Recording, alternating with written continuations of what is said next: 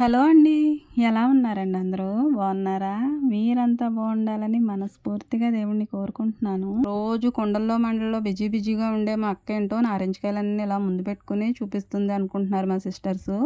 చెప్తాను. మరి అది చెప్పడానికే కదా నేను ఈ వీడియో చేసింది.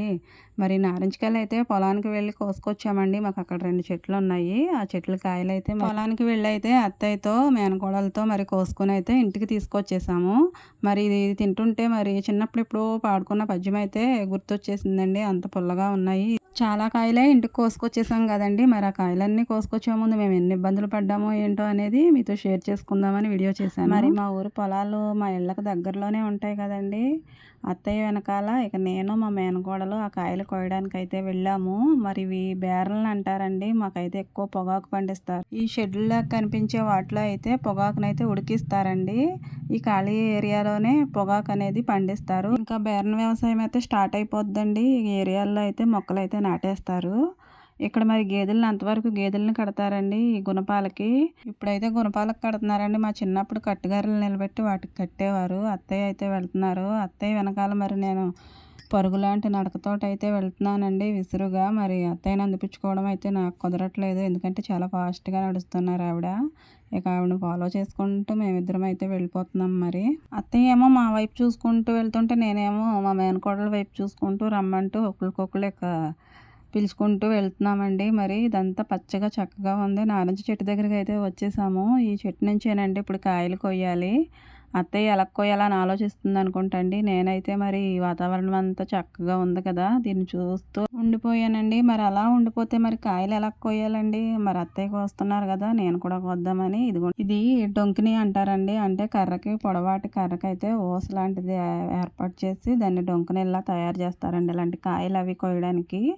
పైనున్న కాయలనైతే అలాంటి డొంక నీళ్ళతోనూ జాగ్రత్తగా అయితే కొయ్యాలి. కింద పడితే దెబ్బ తగులుద్ది కదండి.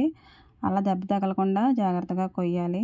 కింద ఉన్నవన్నీ చేతితోటి అయితే ఇలా కోసేస్తుంది అత్తయ్య. పొలంలో నారింజ చెట్లు ఉంటాయండి, నిమ్మ చెట్లు ఉంటాయి, బత్తాయి చెట్లు ఉంటాయి. ఇవి చెట్లు మాలాంటి విలేజెస్లో ఉన్న వాళ్ళు ఏంటంటేనండి, ఇవి 2 చెట్లైనా 3 చెట్లైనా ఆ కాయలు అయ్యేంత వరకు కూడా చెట్టుని అయితే కొనుక్కుంటారండి. ఎన్ని కాయలు ఉన్నా మనకి ఇంతని ఆ చెట్టు గల ఆయన అయితే మనకి రేట్ ఎంత అని చెప్తాడు. మనకు నచ్చితే అన్ని డబ్బులు ఇచ్చేసి కొనుక్కొని కాయలన్నీ మనం కోసేసుకోవచ్చండి. ఈ కాయలు అయ్యే వరకు ఈ చెట్టు మీద బాధ్యత మనకే ఉంటుంది, హక్కు. కాబట్టి ఈ చెట్టు మాదే, కానీ ఈ ఏరియా అయితే మాది కాదండి. ఇక మరి కాయలు అయితే కోస్తున్నాము. చిన్న చిన్న కాడలు ఉండేలాగానే కొయ్యాలి.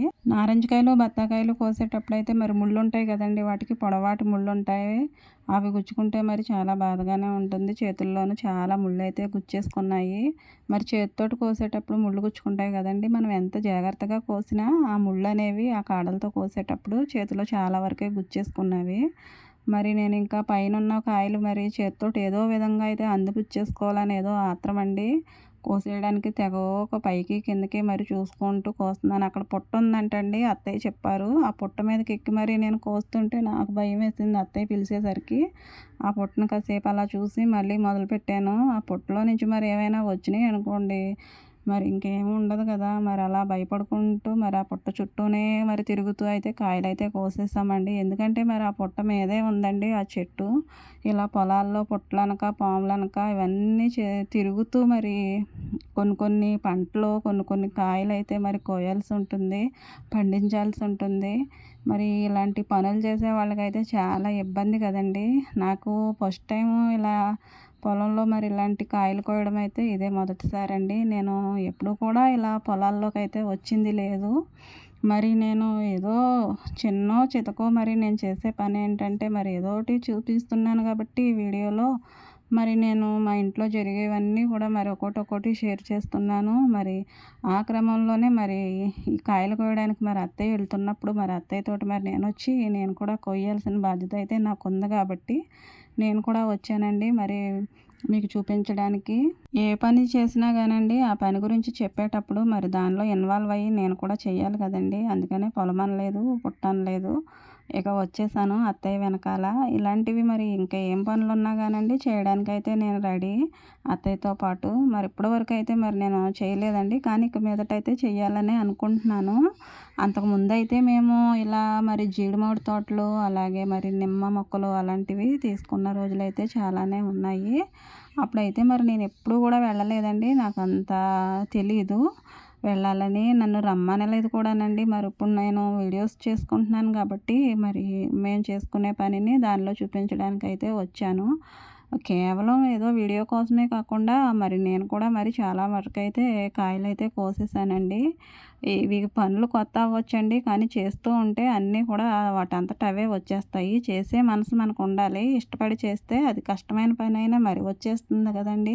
అందుకని మరి నాకు ఇది కష్టం అనిపించలేదు. ముళ్ళు గుచ్చుకున్నాయి. అయినా పర్వాలేదు భరించేశాను. అమ్మమ్మ, అత్త ఎక్కడ కష్టపడిపోతారో ఏంటో అని అయితే మా మేనకోడలు మరి మా వెనకాలే వచ్చేసింది. నేను వస్తానని. ఇక ముగ్గురం కలిసి అయితే మరి కాయలైతే చాలా సేపయితే కోసామండి. ఒకవైపు అయితే మరి మబ్బులతోనైతే ఆకాశం ఉరుముతూ ఉంది. మరి తడవకూడదండి. కాయలు తడిసినాయి అంటే త్వరగా పాడైపోతాయి. ఆ వానకైతే దొరకకుండా ఈ కాయలు త్వరగా కోసుకొని వెళ్ళిపోవాలని అయితే కోసేస్తున్నామండి. ఏ పని చేసినా కానండి దానిలో ఉన్న కష్టాన్ని అయితే అర్థం చేసుకుంటాను. ముందైతే నేను ఆ పని ఏంటో, ఆ పని కష్టం ఏంటో అనేది తెలుసుకుంటాను. మనకు మనం చేస్తేనే కదండి ఆ పని విలువ అనేది, ఆ కష్టం అనేది అర్థమవుతుంది.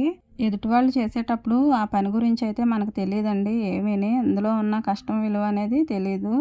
ఆఫ్టర్ ఆల్ కింద తీసేస్తాము. కానీ మనం చేస్తుంటే ఆ పనికి ఉన్న బాధ ఏంటనేది అర్థమవుతుంది. మరి నేనైతే మరి ఈ కాయలు కోసేటప్పుడైతే ఆ ముళ్ళు గుచ్చుకునేటప్పుడు ఈ చుట్టూ పాము పుట్లవి ఉన్నాయండి.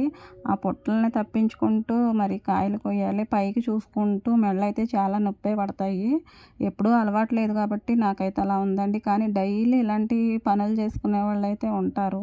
వాళ్ళెవరో కాదండి మా విలేజ్ వాళ్ళే. ఇలానే చెట్లు కొనుక్కొని జామ చెట్లు, నారింజ చెట్లు, బత్తాయి చెట్లు, నిమ్మ మొక్కలు అవి కొనుక్కునండి. వాటి కాయలైతే ఎంత కష్టంగా అయితే కోసుకొని వెళ్ళైతే సంతలు జరిగేటప్పుడు ఒక సైడ్‌కైతే కూర్చొని చిన్న చిన్న సంచుల్లో అయితే పెట్టుకొనండి వాళ్ళు కూర్చొని అమ్ముకుంటూ ఉంటారు. మీకు కనిపిస్తారండి గమనించండి. సంత యార్డ్‌లోను వాళ్ళు కాకుండా ప్రక్కన ఉంటారండి కొంతమంది. అవ్వలుంటారు, తాతయ్య వాళ్ళుంటారు. వాళ్ళు అమ్ముకుంటారు. నేనైతే అలాంటి వాళ్ళనైతే గమనిస్తూ ఉంటానండి.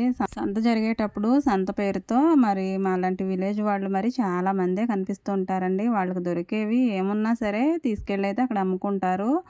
ఈవెన్ పందు బుల్లలతో సహా ఒక్కొక్కళ్ళైతే చీపుర్లు అమ్ముకుంటారు. మరి నిమ్మకాయలు, జాంకాయలు, బత్తాయిలు, ఇలా నారింజకాయలు మరి మాకు దొరికేవి ఇవే కదండీ. తేగల సీజన్‌లో తేగలు ఇవన్నీ అమ్ముకుంటూ ఉంటారండి.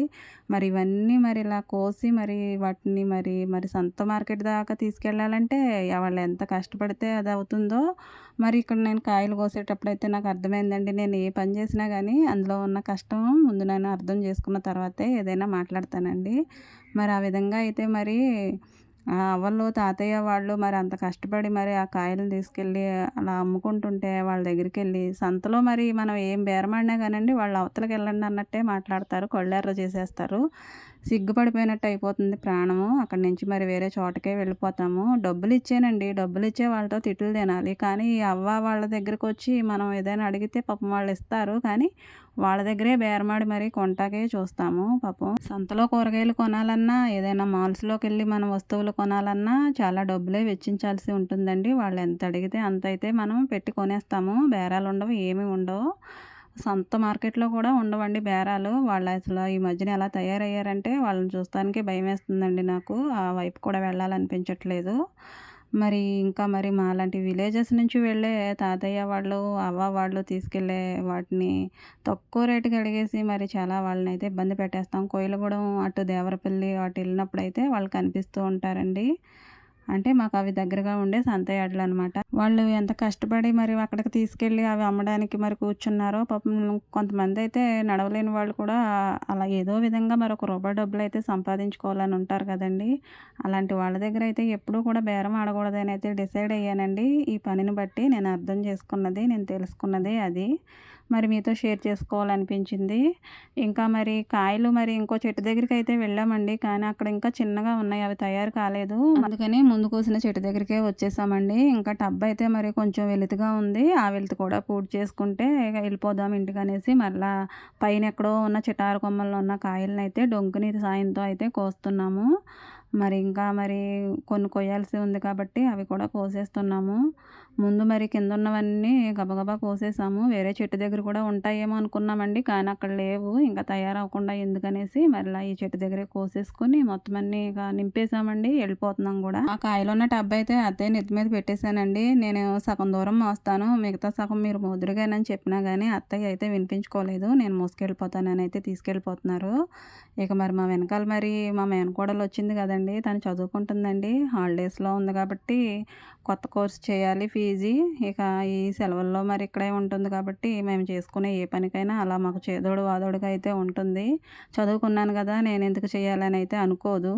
మరి ఏ పనైనా మా విలేజ్లో ఉండేవాళ్ళం మరి మనసారా మరి దాన్ని ఇష్టపడే చేస్తాము. ఇంటికైతే తీసుకొచ్చేసామండి కాయలు. అలా కాయలు ఒకదానికొకటి టచ్ అవ్వకుండా అయితే అత్తయ్య వాటిని అయితే సర్దుతున్నారు ఒక్కొక్కటి ఒక్కొక్కటి తీసి.